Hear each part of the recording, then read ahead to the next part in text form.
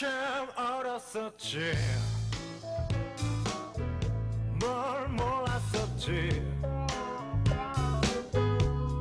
설레는 젊음 시청자 여러분 안녕하십니까? 헬로티비 뉴스입니다. 네, 김난영 아나운서. 네. 올해 수능 시험이 정말 어렵긴 어려웠나 봐요. 네. 한국교육과정평가원이 수능 채점 결과를 공개했는데 만점자가 단 한 명이라고 하더라고요. 그렇다고 하더라고요. 올해 대학 수능 능력 시험은 처음으로 문과, 이까지 통합형으로 치러졌잖아요. 들어보니까 국어, 영어, 수학 모두 다 어려워서 역대급 불수능 아니냐 이런 얘기까지 나오던데요. 네, 불수능. 전문가들은 변별력이 큰 국어 성적이 당락을 가를 것으로 보고 있다고 하는데요. 지난해에는 국어 만점자가 151명이었는데 올해에는 28명이래요. 5분의 1 수준으로 뚝 떨어진 거죠. 야, 이럴 때 위로가 되는 말 있잖아요. 뭐예요? 행복은 성적순이 아니잖아요. 라고 너무 식상하지만 이럴 네. 때 또 해줄 말 아니면 언제 하겠어요. 네, 저도 수험생 때는 성적이랑 대학이 전부인 줄 알았는데 네. 행복할 기회는 그 뒤로도 그럼요. 많이 있더라고요. 수험생들에게 위로가 됐으면 좋겠습니다. 오늘 헬로티비 뉴스 시작합니다.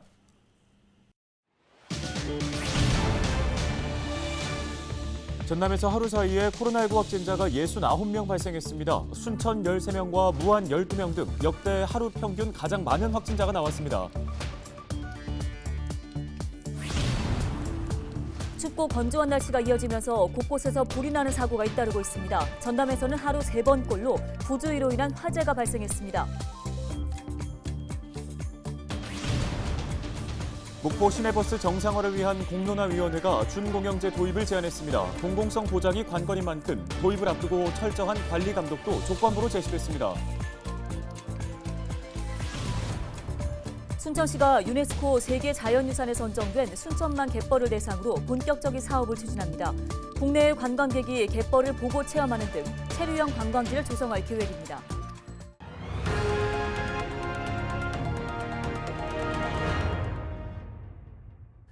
첫 소식입니다. 겨울철 춥고 건조한 날씨가 이어지면서 곳곳에서 화재가 잇따르고 있는데요. 해마다 가장 큰 원인으로는 부주의가 꼽히고 있습니다. 네, 전남에서는 하루에 3번꼴로 이 부주의로 인해 겨울철 화재가 발생합니다. 각별한 주의가 필요해 보이는데요. 김신혜 기자가 보도합니다. 상가 골목에 자리한 한 창고에서 시커먼 연기가 솟아오릅니다. 건물 안에서는 불꽃이 새어나오고 소방대원들은 화재 진압에 여념이 없습니다. 지난달 29일 오후 2시 50분쯤 광양시 중동의 한 목재 자재 창고에서 난 불로 창고 594제곱미터가 모두 탔습니다. 영접하다가 불똥이 옆에 그 가연물에 착화돼가지고 지금 목재로 이제 연소하게 된 화재죠. 이게 불이익을 저희 적었습니다. 원인을. 하루 전날에는 광양 태인동에서 쓰레기를 태우다 화재로 이어지기도 했고 순천 남정동의 한 주택에서는 전기 콘센트에서 발생한 불똥이 주변으로 옮겨붙어 9천여만 원의 재산 피해를 냈습니다. 모두 부주의가 원인입니다. 실제로 최근 전남에서는 월 평균 90건에서 100건씩 부주의로 인한 겨울철 화재가 발생했습니다. 하루 평균 3, 4건씩 꾸준히 발생한 겁니다. 부주의로 인한 화재 원인으로는 주로 담배꽁초, 쓰레기 소각, 전기제품 사용, 용접 절단 등이 꼽힙니다. 소방당국은 부주의 화재의 경우 대부분 작은 관심만 있다면 막을 수 있다며 각별한 주의를 당부했습니다. 화목, 보일러 등 화기 주위에 가연물을 두시면 화재의 원인이 됩니다. 겨울철 난방기기를 사용하실 때는 반드시 안전수칙을 준수해 주시고 용단, 절단 작업 시에는 반드시 소화기를 비치해 주시기 바랍니다. 또한 건조한 날씨로 작은 불씨가 큰 불이 될 수 있다며 주변을 철저하게 관리해달라고 덧붙였습니다. 올겨울이 본격적으로 시작된 지난달 전남에서는 부주의로 인한 화재가 또 100건 넘게 발생했습니다. 더 이상 악순환이 반복되지 않도록 남은 겨울 불씨 관리에 각별히 유의해야겠습니다. 헬로티비 뉴스 김신혜입니다. 지난 4월 목포 시내버스 운영업체가 1년 동안 휴업을 신청하고 나서면서 유일한 대중교통이 멈춰설 위기에 처했습니다. 결국 정상화 방안을 찾아야 한다는 여론이 들끓었고 공론화위원회가 구성됐는데요. 네, 위원회는 시민들의 의견을 수렴해 준공영제 도입을 제안했습니다. 준공영제는 공공성 보장이 관건인 만큼 도입을 앞두고 철저한 관리 감독도 조건부로 제시했습니다. 보도에 고정민 기자입니다. 시내버스의 만성 적자로 업체 측이 요구하는 지원금이 갈수록 증가하자 결국 효율적인 운영 방안을 찾기로 한 목포시. 급기야 지난 5월 공론화위원회를 구성한 뒤 돌파구를 찾아달라며 바통을 넘겼습니다. 공론화위원회는 8개월 동안 회계검증과 회의, 토론 과정을 마치고 1월 바엔 준공영제를 도입하자는 권고문을 내놨습니다. 우선 시내버스 157대는 2026년까지 30대 정도를 감차해 인건비나 기름값을 줄이고 차종 변경과 배차 간격도 조정하면 준공영제 시행이 가능하다고 본 겁니다. 그 결과 목포에 가장 적합한 시내버스 운영 체계로 시민 참여단은 준공영제를 선택하였으므로 이를 향후 적정한 시기에 반영하여 주시기 바랍니다. 준공영제는 기존 회사가 서비스를 제공하되 지자체가 수익금과 노선 운영권을 관리하고 재정 부담도 책임지는 제도. 다만 버스 운영 주체만 바뀔 뿐 서비스가 개선되거나 무조건 공공성 또는 투명성이 보장되는 건 아닙니다.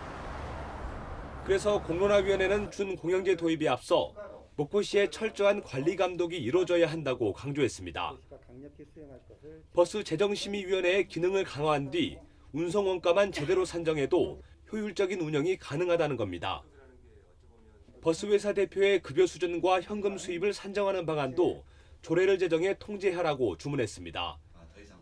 앞으로 상시적인 기구로 재정지원심의위원회의 권한이 강화되고요. 또 이에 따른 조례를 만들면서 매일매일 현금 수입을 체크하게 될 것입니다. 대표이사의 급여는 얼마로 한정을 한다든지 이런 부분들을 목포시가 좀 주도적으로 할 필요가 있다라고 하는 점들은 포함을 될 것입니다. 목포시는 수익 노선만 버스업체에 맡겨 지원금에 기대지 않도록 하거나 마을버스 형태의 경쟁업체를 도입하는 방안도 검토하겠다는 입장.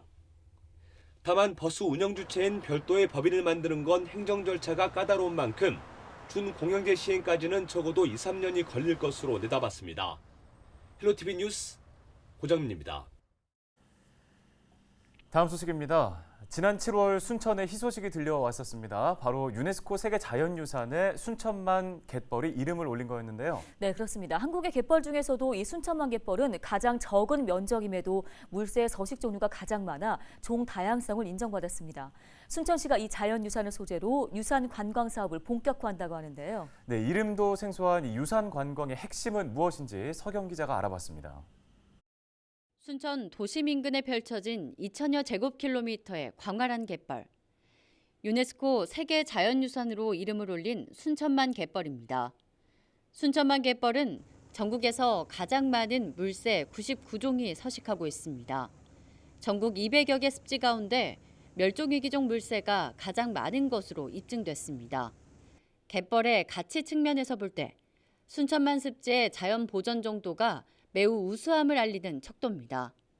순천시는 이 세계유산을 소재로 유산 관광을 시작하기로 했습니다. 국내외 관광객들이 이 갯벌을 보고 체험하러 순천에 오게끔 하는 게 핵심입니다. 유산 관광이라는 지속 가능한 방식의 틀을 만들어서 조금 더 주민들에게 다가갈 수 있도록 하게 되면 주민들의 어떤 생태적, 사회 경제적인 혜택이 증진이 될 거고, 그러면 그곳에서 사는 주민들의 만족도가 높아지면 당연히 유산을 보존하기 위한 어떤 지속 가능한 틀이 완성이 되는 것이죠. 순천만 갯벌하면 떠오르는 모습은 바로 대대동 일대에 펼쳐진 습지입니다. 사실 순천에는 11개 권역의 바다와 갯벌이 있는데 관광지로 알려진 건 대대동뿐입니다. 순천시는 11개 바다 권역 모두를 중심으로 유산 관광을 확장하겠다는 계획을 가지고 있습니다. 갯벌과 철새만 보고 떠나는 관광이 아니라 관광객들을 갯벌 주변 마을에 묵게 하면서 2박 3일, 3박 4일 동안 주민들의 생활 양식까지 배우고 체험하도록 하겠다는 겁니다. 대한민국 1호 세계 자연유산으로 지정된 제주시 역시 유산 관광의 핵심은 주민이라고 말합니다. 주민 스스로가 세계유산의 가치를 알고 자발적으로 이제 보존하고 관리해야 되겠다는 노력이 필요한데, 제주도 입장에서도 주민과 함께 할 수 있는 다양한 이제 프로그램들, 그리고 세계유산을 연계한 그런 행사들, 그 유산 마을 주민들 대상으로 이제 해설사도 이제 양성하고, 순천 같은 경우에도 이제 처음 이제 시작하는 단계니까 지속적으로 그런 게 유지될 수 있는 그런 이제 발판을 좀 마련했으면 하는 또 당부를 좀 드리겠습니다. 도심에서 불과 5분 떨어진 곳에 세계 자연유산을 보유하고 있는 순천시.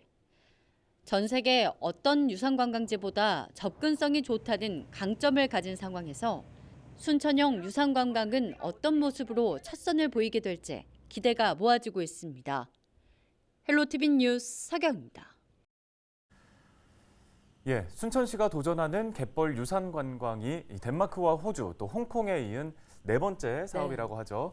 대한민국의 갯벌과 또 주민들의 생활 양식을 전 세계인에게 선보이겠다는 포부를 가지고 유산 관광의 큰 그림을 그리고 있습니다. 네, 내년쯤이면 이 순천형 유산 관광의 밑그림이 나올 것으로 예상이 된다고 하는데요. 네. 자, 그만큼 지역에서 거는 기대가 더 클 수밖에 없을 것 같습니다. 앞으로 진행될 절차들도 자세히 전해드리겠습니다.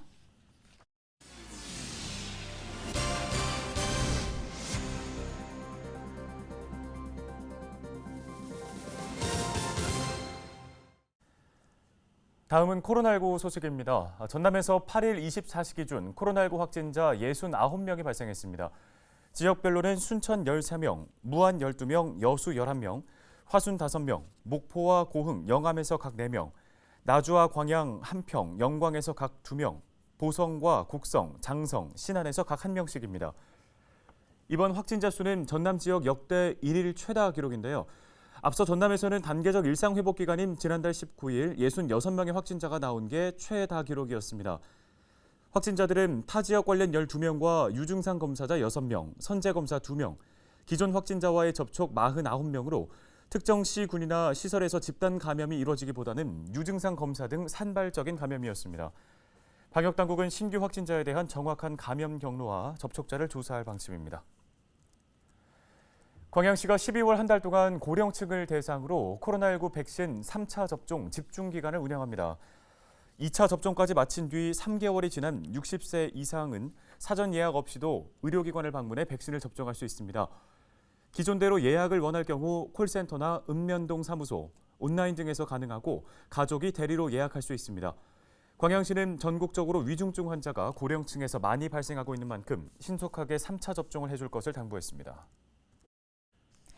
순천과 해남의 철새도래지에서 고병원성 조류인플루엔자인 AI 바이러스가 잇따라 검출됐습니다.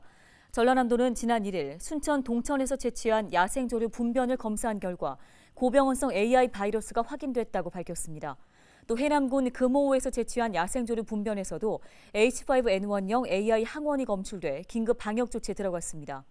전라남도는 검출지 반경 500m 이내 사람과 차량 출입을 전면 금지하고 밀접 가금농가 3곳은 21일 동안 이동 제한 명령을 내렸습니다. 순천 동천 검출지 10km 이내의 가금농가 3곳에 닭과 메추리 등 6만 5천 마리를, 금호 방역대 주변은 7개 농가에서 닭 46만 4천 마리를 키우고 있는데요. 현재까지 방역당국은 인근 가금류 농장에서 특이점은 발생되지 않았다며 도내 22개의 시군 방역 초소 운영과 임상 예찰을 강화한다는 방침입니다.